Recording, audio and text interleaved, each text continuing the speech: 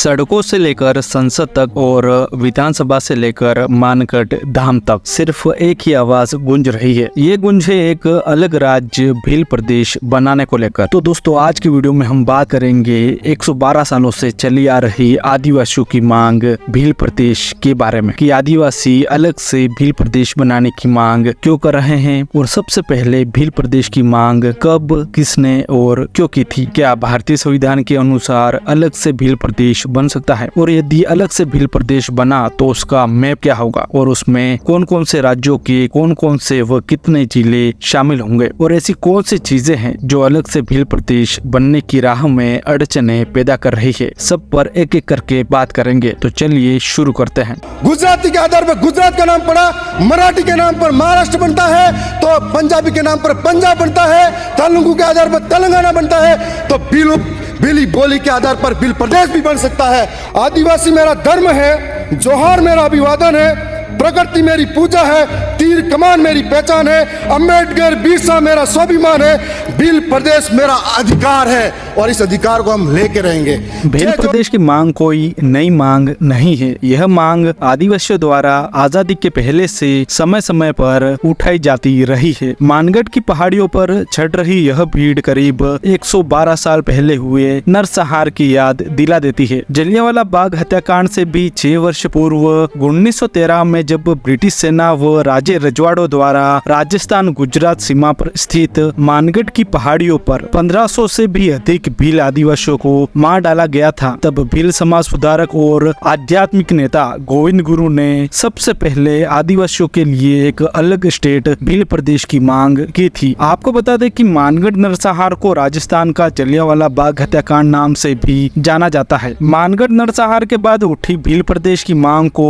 आज लगभग 112 वर्ष बीतने को आए। समय समय पर कई लोगों ने इस मांग को उठाया, किंतु आज तक यह मांग जस के तस बनी हुई है। लेकिन एक बार फिर से अलग से भील प्रदेश बनाने की मांग अपना जोर पकड़ रही है। लेकिन यहाँ सवाल उठता है क्यों, आखिर क्यों आदिवासी अपने लिए एक अलग स्टेट भील प्रदेश की मांग कर रहे हैं। तो दोस्तों इसके पीछे बहुत से कारण दिए जाते हैं। सबसे पहला कारण जो दिया जाता है वह है आदिवासियों की सांस्कृतिक और सामाजिक पहचान। जी हाँ दोस्तों, आदिवासियों की सांस्कृतिक व सामाजिक पहचान सबसे अलग है। वे प्रकृति पूजक है, वे जल, जंगल व जमीन को पूजने वाले लोग हैं। आदिवासी किसी भी धर्म के अंतर्गत नहीं आते। उनके सामाजिक रीति रिवाज व परंपराएं बाकी सभी लोगों से जुदा है। जिस समय पूरी दुनिया पर्यावरण संरक्षण के मुद्दे को लेकर काफी चिंतित है, ऐसे में ये आदिवासी समाज के लोग ही हैं जो सैकड़ों वर्षों से जल, जंगल, जमीन व प्रकृति को संरक्षित करते आए हैं। लेकिन अब सरकारें व प्राइवेट कंपनियां डेवलपमेंट के नाम पर इन आदिवासियों को अपने जल, जंगल व जमीन से बेदखल कर रही है। ताज़ा उदाहरण आप हसदेव जंगल का ही ले सकते हैं। व साथ ही आदिवासियों की संस्कृति, भाषा व बोली भी धीरे धीरे खत्म होती जा रही है। इसलिए इन सब के संरक्षण हेतु भील प्रदेश की मांग उठ रही है। भील प्रदेश की मांग उठने का दूसरा बड़ा कारण जो सामने आता है वह है आदिवासी क्षेत्रों में विकास की कमी व आदिवासियों के हक अधिकार जो उन्हें आजादी के इतने सालों बाद भी नहीं मिले। यदि आदिवासी क्षेत्रों में डेवलपमेंट की बात की जाए तो कई ट्राइबल एरियाज में मूलभूत सुविधाएं जैसे कि शिक्षा, चिकित्सा, रोजगार व ट्रांसपोर्टेशन की भारी कमी दिखाई पड़ती है। रोजगार के लिए आदिवासी दूसरे राज्यों में पलायन हेतु मजबूर है और शिक्षा और चिकित्सा की बात ना ही की जाए तो सही है। ट्रांसपोर्टेशन की बात की जाए तो एक तरफ जहां देश के प्रधानमंत्री बुलेट ट्रेन की बात करते हैं तो वहीं दूसरी तरफ राजस्थान के आदिवासी अंचल का एक जिला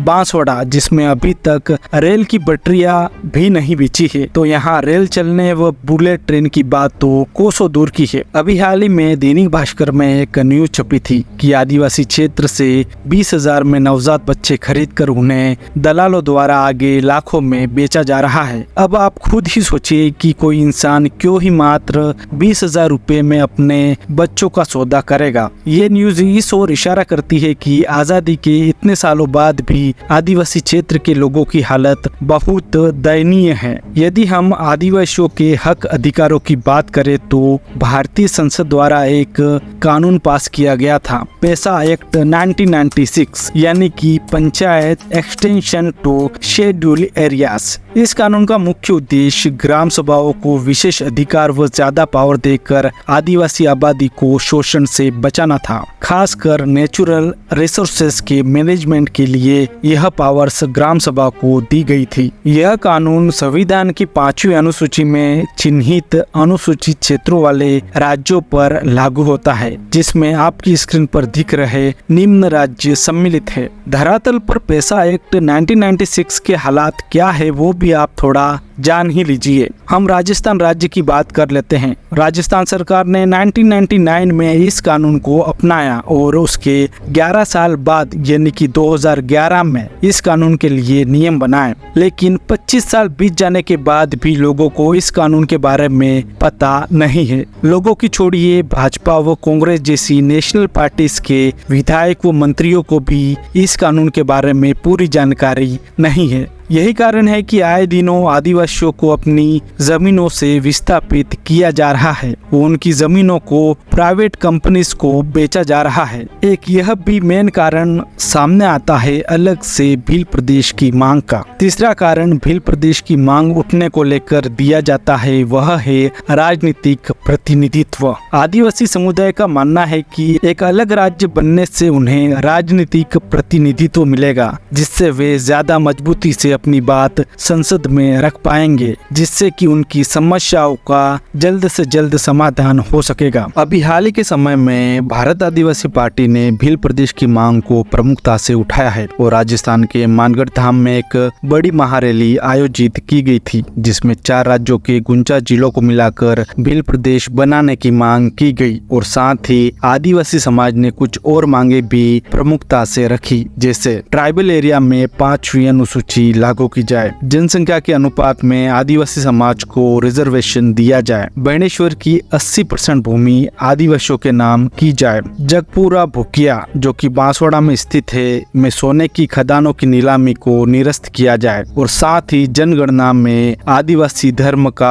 अलग से कॉलम जोड़ा जाए, जो कि आजादी के बाद से हटा लिया गया था। दोस्तों, ये तो वे कारण और वे मांगे थी जिस वजह से एक अलग से भील प्रदेश बनने की मांग उठ रही है। अब हम जानेंगे कि एक अलग से राज्य बनाने को लेकर भारत देश का संविधान क्या कहता है। संविधान के अनुच्छेद 3 के तहत अलग राज्य के गठन का अधिकार केंद्र सरकार को है। वह किसी भी राज्य का क्षेत्र बढ़ा या फिर घटा सकती है, राज्य की सीमाएं बदल सकती है व साथ ही राज्य का नाम भी चेंज कर सकती है। नए राज्य के गठन के लिए पहले राज्य की विधानसभा नए राज्य के गठन का प्रस्ताव पास करती है, फिर इसे राष्ट्रपति को भेजती है और फिर इस पर सेंट्रल गवर्नमेंट एक्शन लेती है। यानी कुल मिलाकर कहा जाए तो संविधान के अनुच्छेद 3 के अनुसार सेंट्रल गवर्नमेंट द्वारा नए राज्य का गठन हो सकता है। अब हम यह जान लेते हैं कि यदि भील प्रदेश बना तो उसमें कौन कौन से राज्यों के कितने जिले शामिल होंगे। आपको यहाँ बता दें कि आजादी से पहले ही अंग्रेजों ने map of the Bhil country नाम से एक